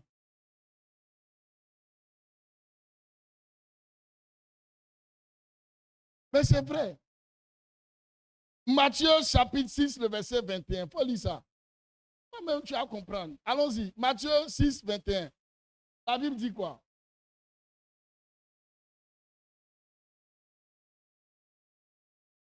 Car là où est ton trésor, là aussi se trouvera ton cœur. Là où se trouve ton trésor, là aussi se trouve quoi? Ton cœur. Donc tu ne peux pas dire que ton cœur est dans l'œuvre de Dieu et puis ton trésor n'est pas dedans. On est d'accord? Tu dis, je suis d'accord, je viens là, j'aime l'œuvre de Dieu. Et puis quand on dit, venez donner les dîmes et les offrandes, toi tu n'es pas dedans. En fait, les autres, tu n'as qu'à partir quoi? Toi tu réfléchis encore. Peut-être encore dans 8 ans, tu vas venir faire ce qui est normal de faire dans la maison de Dieu. C'est un frère ou une sœur déloyale. La Bible dit, celui qui retire son épée du carnage est semblable à celui qui fait quoi? Est semblable à celui qui détruit. Mettre son épée au carnage, c'est-à-dire quoi? Apporter sa main de secours, ta main de soutien dans le travail qu'on est en train de faire. Donc, si tu t'abstiens d'aider la vision, c'est que toi-même tu es là, tu es pourquoi? Est-ce que quelqu'un me suit? Je vais vous poser une question. Même les associations de mutuelles, etc. C'est quoi la seule chose qu'on sait que tu fais que tu es dans la mutuelle? C'est lorsque tu fais tes... OK. Maintenant que toi, tu viens dans la maison de Dieu. La Bible dit qu'il faut donner des offrandes. La Bible dit qu'il faut donner des dîmes. Mais toi, tu ne donnes pas. Moi, je te pose la question, tu es dans le royaume là? Est-ce que tu aimes ce royaume-là? Donc, toi, même réfléchis bien. Est-ce que tu aimes ce royaume-là? C'est de la déloyauté. Amen. Si tu es dans la vision, la seule façon pour nous de voir, la seule façon pour Dieu de voir, c'est de voir ton trésor contribuer là où ton cœur est. Parce que là où ton trésor va rentrer là, ton cœur aussi sera là-bas. Vous savez, dans l'œuvre de Dieu, j'ai vu beaucoup de choses. Il y a des gens qui ont de très bonnes idées, mais qui ne donnent jamais rien. Mais c'est vrai, ils ont de très bonnes idées, mais ils ne donnent jamais rien. Maintenant, moi, la question que je pose la voici. Quand tu n'as jamais rien donné, on va prendre quoi pour faire tes bonnes idées que tu donnes là? Tous ces voisins disent, on va prendre quoi? Et on va prendre ça où? Tu ne donnes jamais. Ça va quelqu'un qui a dit, non, il faut qu'on climatise encore, renforce la climatisation, on fasse ça, on va faire ça, mais pour l'instant, là même un ventilateur, tu n'as pas encore donné. Écoute-moi, tu vois il y a quelqu'un, tu vois l'esprit qui est dans le fond là. C'est un invecteur. Tu vas te demander le prix d'un vecteur 3 chevaux, le moins cher autour de 450 000. Parce qu'il y a 3 chevaux sans invecteur, hein, et puis il y a 3 chevaux avec invecteur. Si vous demandez le prix d'un seul, il est autour de 430 000, on vous a fait ça moins cher. Donc quand tu es en train de dire, il faut qu'on mette le fréon. Mais le fréon, on va mettre là, c'est bon. Mais toi, tu as commencé à donner combien?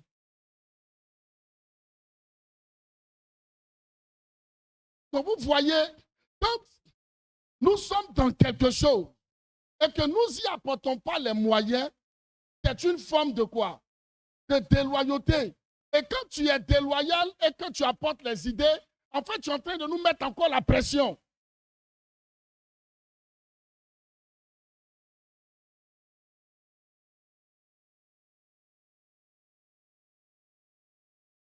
J'aime quand la salle est calme comme ça.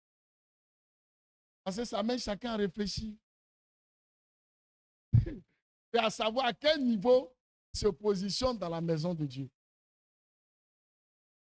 Alléluia. Je vais vous dire une chose. À Bobo, quand on devait bâtir le temple, nous, la jeunesse, on s'est levé. On n'a pas l'argent, on a la force. Amen. On allait dire à notre daddy, moi-même j'étais à la tête. Je lui ai dit, au lieu qu'on va faire venir quelqu'un, on va faire les tuiles. Parce que quand vous avez les tuiles, il y a moins de chaleur qui descend par rapport aux feuilles de tôle. Donc on dit, bon, nous, on va aller se faire former. C'est les gens qui font tuiles là. Et puis, on va demander que vous nous donnez seulement le ciment et le matériel. Nous, on va fabriquer les tuiles de l'église gratuitement. Et quand on va finir de fabriquer les tuiles, là, c'est très sensible. dans le transport, à la moindre petite chose, ça se casse. Oh, à Bobo, les voies ne sont pas bonnes hein, pour ceux qu'on fait à Bobo. D'accord? Donc, nous, on a décidé de transporter. Et ce n'est pas les tuiles de petites feuilles, de grandes feuilles, hein, c'est les moyennes. Donc, pour couvrir certaines surfaces, il faut plusieurs. Donc, il faut nous voir. On est garçons. Hein. On met une tuile et puis on met chiffon. On met l'autre dessus, on met chiffon. Pour ne pas que ça se casse. Et puis nous voilà. Donc, on a donné l'idée. Et puis nous-mêmes, on est dedans. Et c'est comme ça, on a fait que l'église, de combien de millions qu'on devait payer pour mettre les tuiles, on a cassé ça pratiquement à 2. C'était notre contribution. Et la jeunesse a fabriqué les tuiles. La jeunesse a ramassé les tuiles. Et la jeunesse, avec le monsieur qui devait faire le montage, a fait le montage des tuiles. On a dit au monsieur, pour couvrir tout ça là, il faut combien? Il dit, je prends tant. On dit, non, toi seul tu viens. Nous, on devient ton manawa, ton tout. Et à 2 jours, nous, on va savoir maîtriser. On va mettre 2 ou 3 personnes quelque part, on va monter ensemble. Même la main d'œuvre, on a divisé ça en 3. Et puis, on a fait tout. On a fait toute tuile, on a fermé. Quand le pasteur est rentré en bas, il était choqué, étonné. Il n'avait que des larmes. Des jeunes gens qui n'avaient pas l'argent, et qui avaient une autre force pour remplacer leur argent. Donc, quand des fois, tu ne donnes pas un coup de pouce, que tu veux donner des idées, il faut faire attention. Amen. Vous allez voir souvent, quand on va dire on va faire un agapé, on va dire cotisation 5 000 ou 10 000, 10 000. Souvent, lui qui n'a même pas donné 5 000, c'est lui qui va trouver que lui, il n'en a pas beaucoup. D'ailleurs, il n'y avait pas trop de sel dedans. Et puis, la femme qui a fait le piment là même, on ne sait même pas si elle a bien fait. Mais tu as fouillé dans tout ça là. Tanti, tonton, tu n'as rien donné.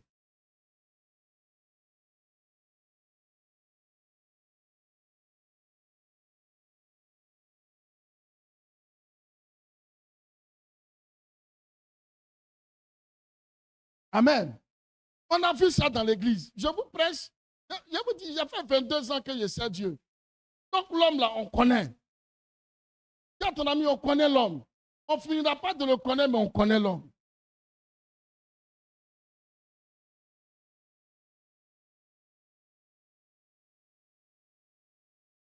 Est-ce que quelqu'un est béni d'être là?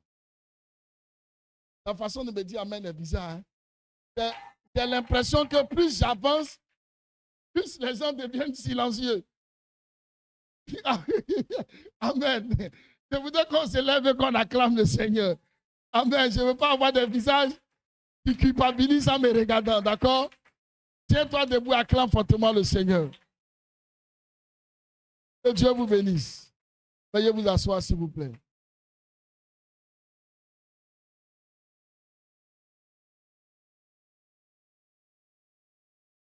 On va lire 2 versets et puis on finit. Un autre point, les gens qui ne vous encouragent pas, qui ne parlent pas bien de vous, qui ne font pas votre promotion et qui ne vous témoignent pas leur sympathie, mais qui sont autour de vous. Je reprends. Les gens qui ne vous encouragent pas, qui ne parlent pas bien de vous, qui ne font pas votre promotion, qui ne témoignent pas leur sympathie vis-à-vis de vous, mais qui sont autour de vous. Normalement, on est autour de quelqu'un qu'on apprécie. D'accord? On est autour de quelqu'un qu'on aime. On est autour de quelqu'un dont on est prêt à faire la promotion. Amen. Mais quelqu'un, il est autour de toi. Il ne parle jamais bien de toi.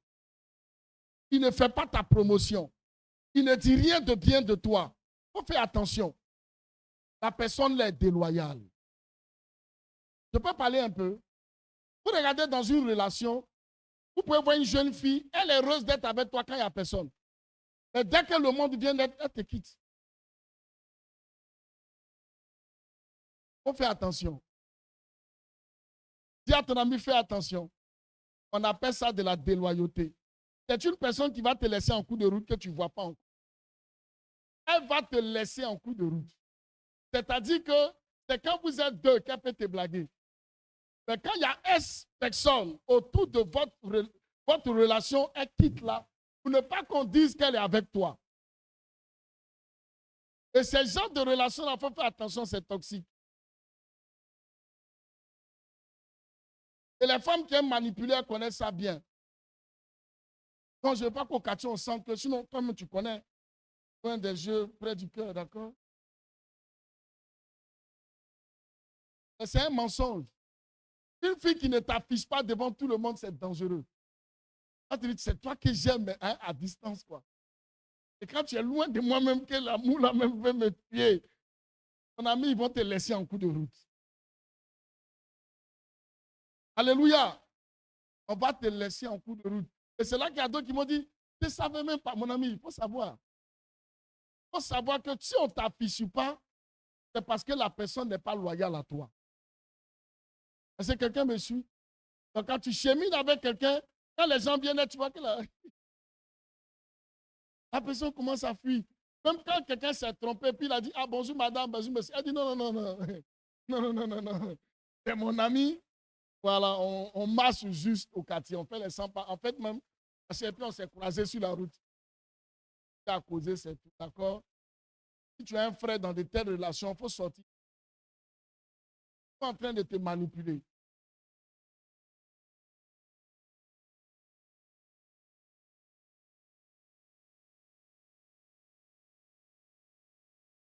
Amen. Oui, vice-versa pour les garçons aussi. Et les mamans, elles sont très fortes dedans. Elles ont une magie.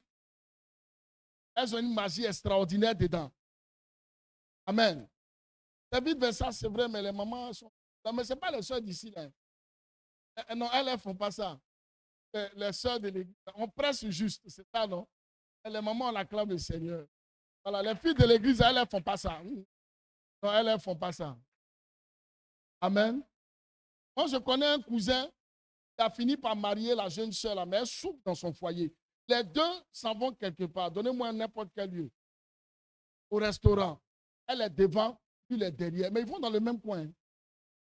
C'est un couple, hein, je vous dis. Hein. Elle est devant, lui, il est derrière. Ils vont regarder seulement. Si c'est un restaurant, mamie, j'ai faim, elle rentre, lui aussi, il rentre. Comment vous faites? Vous pouvez soit c'est mon cousin qui est devant, et puis la soeur, elle est derrière. Plusieurs fois, toute la famille a parlé, mais ils n'arrêtent pas. Hein. Même aujourd'hui, ils sont mariés, ça fait des années, ils ne s'affichent jamais à sa femme. Des fois même, dans des simples causeries, il va lui dire en face qu'il ne l'aime pas. La femme va pleurer, ben, ils sont ensemble.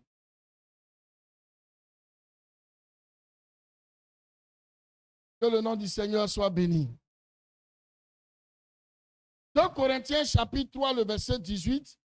Pour les gens qui sont autour de vous, mais qui ne vous encouragent pas, qui ne parlent pas bien de vous. 2 Corinthiens chapitre 3, le verset 18. On va finir tout à l'heure. Ce message-là, je veux que vous le copiez, que vous l'enregistrez et que vous preniez le temps de l'écouter. Parce que vous êtes des prochains grands leaders et personne ne doit te manipuler au nom de Jésus. Allons-y, s'il vous plaît.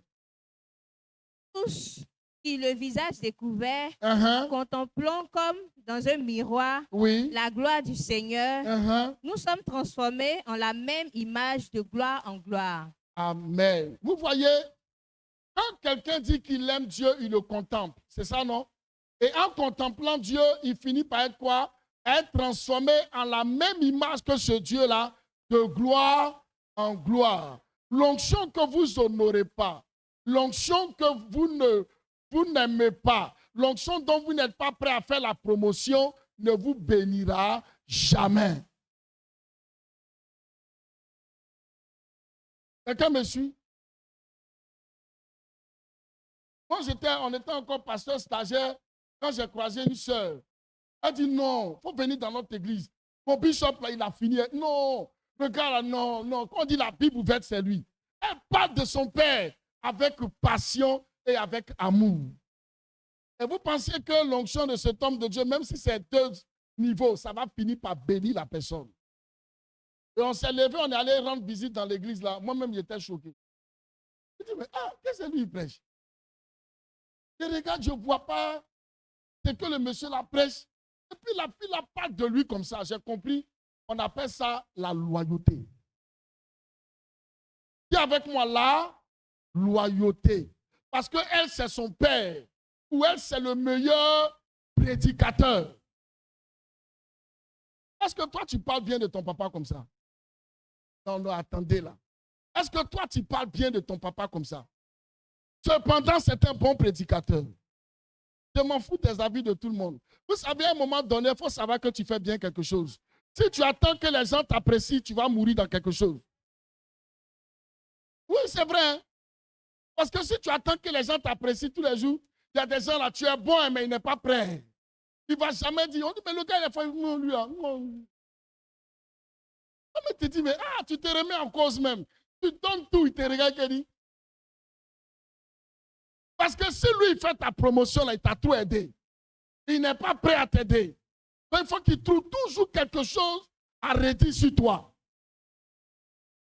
Amen. C'est pour cela que parfois, vous voyez, les gens ne pas évangélisés. Parce qu'on évangélise, parce qu'on a découvert un trésor. On dit à son ami, viens adorer Dieu avec nous. Viens partager la parole avec nous. Parce que où nous on est là, il y a Dieu là-bas. Mais regarde-toi, ça fait 5 ans, 10 ans. Il y a combien d'âmes que tu as gagnées à Emina?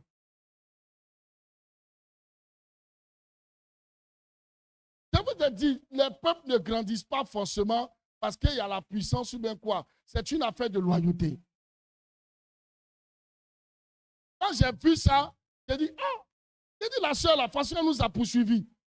Pendant des jours, nous on est allé, on s'est assis, on a compris que vraiment, c'était son papa. Alléluia. Ne vous en faites pas. Si tu n'apprécies pas, il y a quelqu'un d'autre qui apprécie. Ou bien, au funérailles même, funérailles.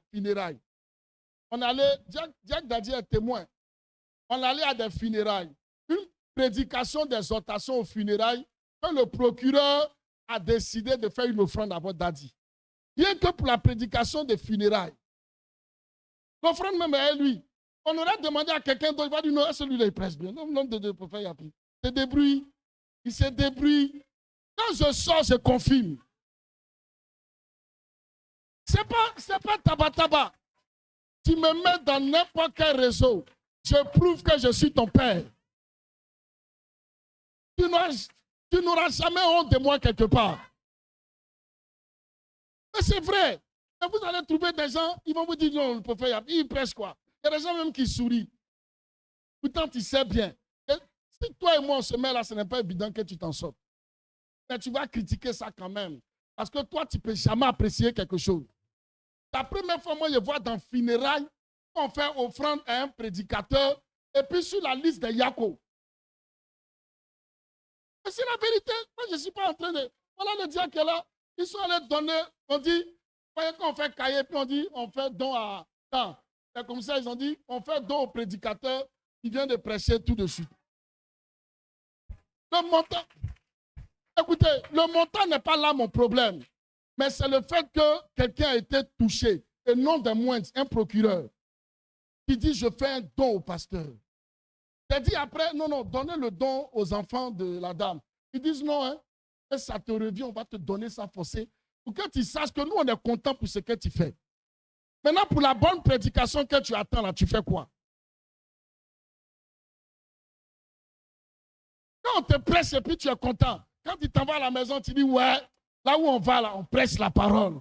Qu'est-ce que tu fais pour encourager ça? Vous avez contemplé là où vous êtes. Aimez là où vous êtes. Parce que si vous êtes là-bas, c'est parce que vous aimez. Et ne cachez pas, ce n'est pas mauvais. Ne cachez pas. Aimez dans quoi vous êtes. Faites la promotion dans la chose dans laquelle vous êtes. Sinon, quittez les lieux. Si vous êtes là, aimez. Et l'onction de ça, là, ça va vous bénir.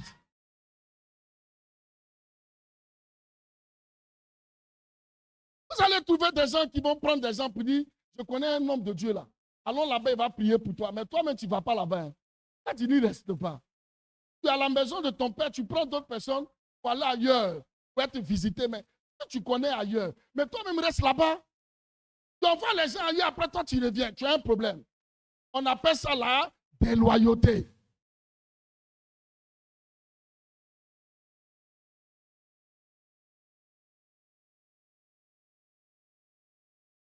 Je finis.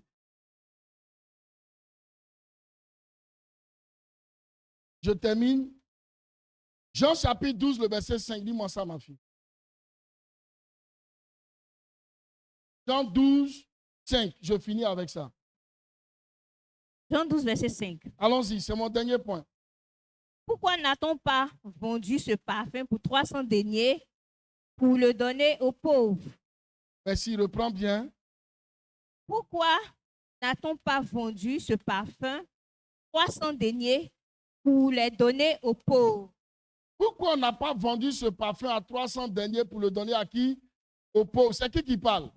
C'est Judas, toujours le même Judas. Vous voyez, quand les gens sont déloyaux là, ils ne vont jamais aimer qu'on fasse votre promotion. La femme là, est-ce qu'elle est disciple de Jésus? Elle a pris un parfum de grande qualité, de grande valeur. Elle est venue casser ça aux pieds de Jésus. Elle a pris ses cheveux pour essuyer quoi? Ses pieds. Et c'est Judas, lui, qui se fâche. Il trouve que pourquoi on peut prendre un parfum cher comme ça là, pour mettre ça sur le pied de Jésus? On devrait tu vendre ça pour donner l'argent aux pauvres. Mais en fait, Judas est un déloyal. Comme lui-même, il n'aime pas Jésus, il n'aime pas que les bonnes choses arrivent à Jésus. Toutes les personnes qui sont déloyales à vous n'ont jamais aimé que de bonnes choses vous arrivent. Jamais. Les gens qui n'aiment pas qu'on honore le chef là, c'est des sorciers. Vous avez une responsable, vous avez un responsable, vous avez quelqu'un qui est devant vous dans n'importe quoi, que ce soit au travail, dans n'importe quel domaine. Vous avez un leader, prenez la joie d'honorer ce leader-là, ou bien cette leaduse. Prenez la joie de le faire. Dieu aime ça, qu'on honore les leaders. Jésus est qui pour Judas? C'est son leader, c'est son rabbi. Donc quelqu'un vient l'honorer, c'est l'argent de Judas? Non. C'est les biens de Judas, mais Judas est fâché. Moi, j'ai rencontré une jeune sœur, vraiment que le Seigneur lui pardonne. Elle priait dans l'église d'un ami que je connais bien, dans l'église de qui j'ai prêché souvent. Quand je vais, je la trouve, je lui demande, mais ma fille, ça va? Elle dit, oui, homme de Dieu. Je dis, mais tu es toujours chez mon frère Yesper. Elle dit, lui là, moi, il a fait quoi encore dans son église? Je dis, hey, pas de qui même? Elle dit, oui, le pasteur temps là. Je dis, mais tu parles de lui avec respect devant moi. Hein? Elle dit, et puis quoi encore? Et les gens qui souvent dans la communauté ont l'impression que c'est le diable qui est là, ils sont en Christ. Il faut faire attention. Hein? Si tu n'aimes plus quelque chose, il faut sortir, va-t'en. Il ne faut pas parler avec dédain et manque de considération. Et je lui ai demandé, mais c'est quoi le problème? Elle dit non, dans l'église, c'est toujours lui. Vous voyez ça? Et il a creusé pour que je sache pourquoi. C'est lui, maman se lève, on va faire don au pasteur. Pourquoi c'est lui tous les jours? Moi, ça connaît ça, il a quitté l'église. Est-ce que vous voyez ce que je dis là? C'est-à-dire, mon frère là, quand les gens se lèvent et qu'ils l'honorent, la jeune fille là, elle assise dans le peuple, son cœur est gâté. Quelqu'un a dit, non. Et pour ça, elle s'est levée, elle a quitté l'église. Parce qu'on honore trop le leader là.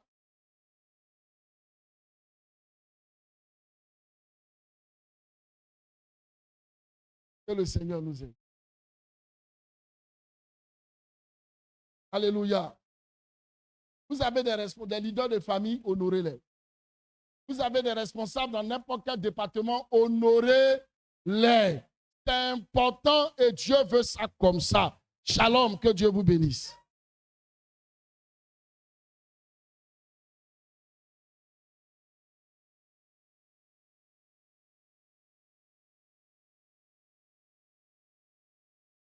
Merci. On va se tenir debout, on va prier. Tu vas dire avec moi, Seigneur Jésus, ce matin, je viens à toi. Je ne veux pas être un allié du diable dans la construction et l'édification de l'Église. Et même dans tous les domaines de la vie. Je déclare ce matin, Seigneur Jésus, arrache de mon cœur toutes les semences de la déloyauté. Dis ça encore bien. Toutes les semences de la déloyauté. Dis encore, je déclare au nom puissant de Jésus, je prophétise qu'à partir de ce matin, toute sémence de déloyauté dans mon cœur soit arrachée, soit arrachée, soit arrachée au nom puissant de Jésus. Commence à prier le Seigneur pour ton cœur.